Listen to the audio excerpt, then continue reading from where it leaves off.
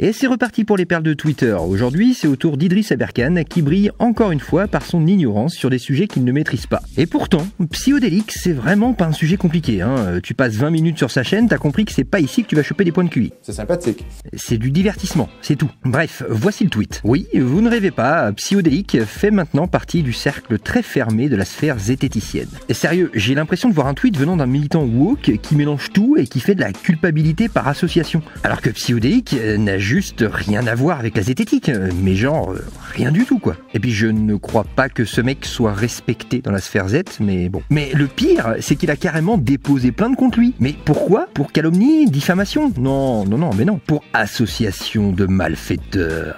Tout ça, c'est du de théâtre. Tout ça pour enflammer. Et les gens sont là sur Internet.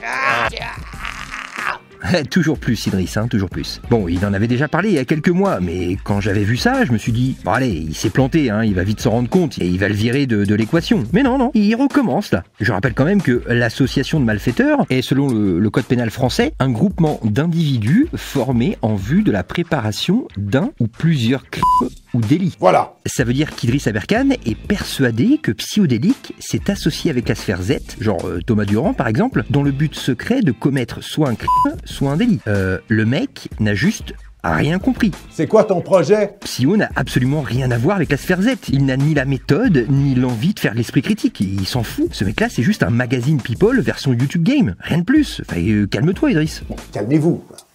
Il faut se calmer, les gars. C'est comme si tu voulais porter plainte contre Twitter pour utilisation frauduleuse de tes données personnelles et que dans la même affaire, t'accuses aussi le fabricant de ton clavier.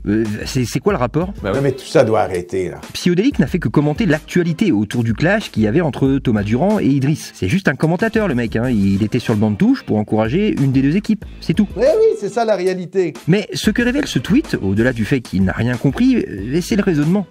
Un raisonnement basé sur rien, que des suspicions, un quiproquo.